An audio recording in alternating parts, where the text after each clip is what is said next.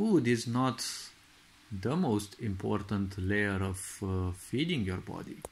Now, to a mind which is specifically focused on the intellect, food will be the most important.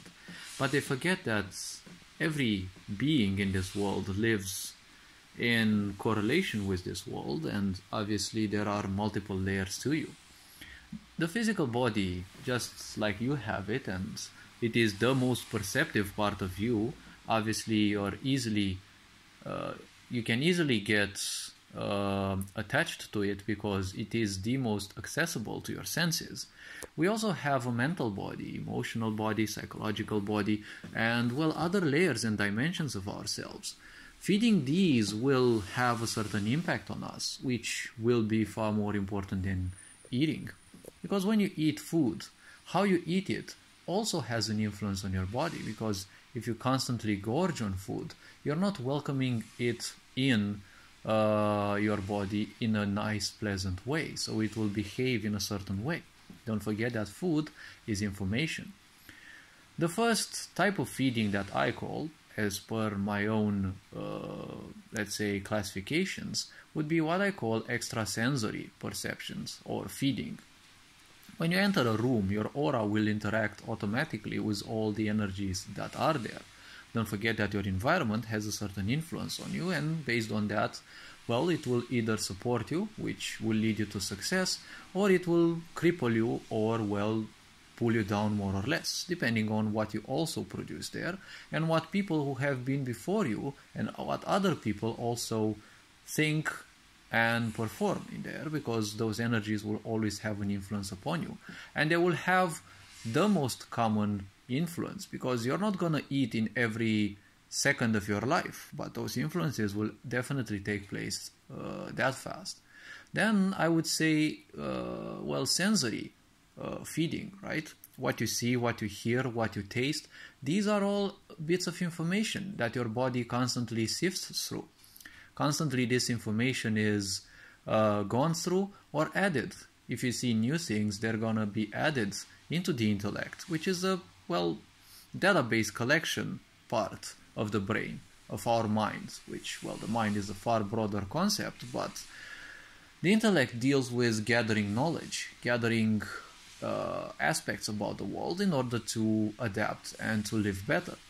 So with these, what you look, what you watch, for example, if it is distracting you, if it is pulling you down, it will draw you lower and lower vibrationally, or whatever you want to call this. And when you are drawn lower and lower, you are becoming more open to lower layers of one's existence, of one's unconsciousness, where you'll no longer meet only your frustrations, but the frustrations of your forefathers and foremothers as well. Because the more frustration is undergone by a certain generation, the stronger it becomes. And if it is not transcended, it will be put on the next generation. And that one, if they can't transcend it, well, they will be put on the next generation, and so on and so forth. That is why people who have a lot of chronic dependencies, those are more or less based on an attempt to transcend and cure generational karmic structure, right?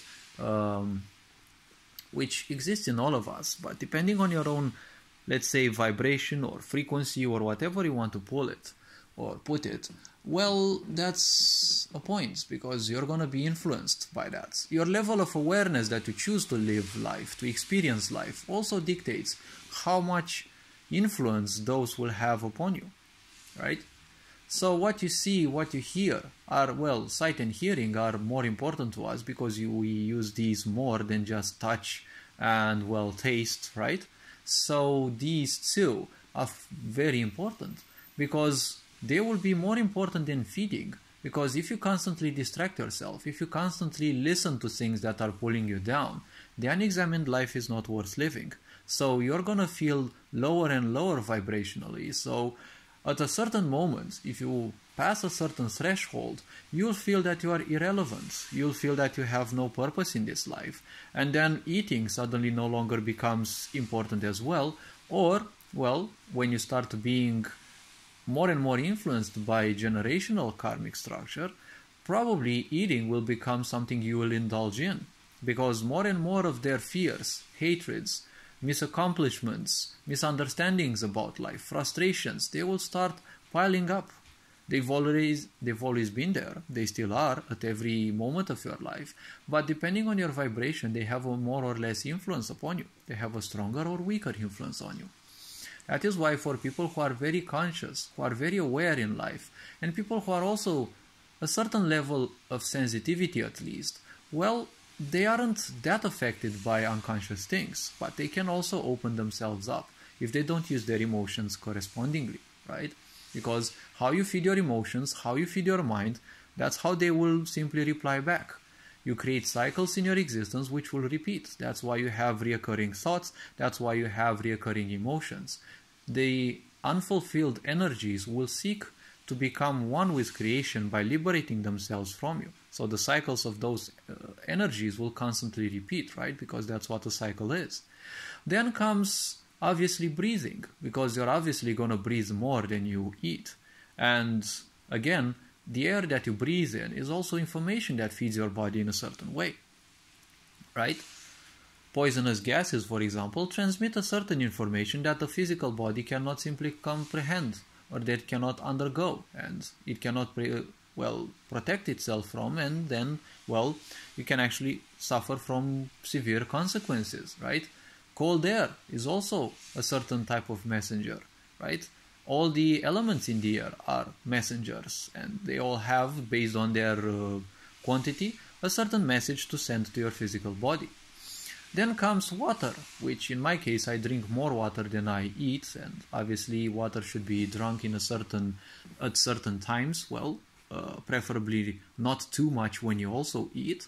And then comes eating for me. So in a way, eating for me is the least impactful way of feeding my body, but at the same time it is a highly important one for the physical body, because, well, you can't live without food.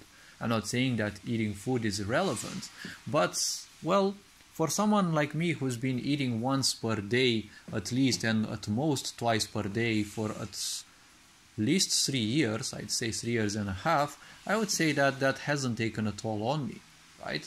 Because you shouldn't... Well, these are things that I do highly intuitively, so I can't explain why exactly, but hopefully this video offered you an idea as to why all the things around you are feeding you a certain message, and not only the food that you're eating, right? Even the movies that you watch, right? The subliminal messages. You may not be aware of those, but they definitely have an impact on your mind, on your emotion, right? On your psyche. So this being said, take care, enjoy life, and, well, wishing you all the good. Ferinjan Board signing out.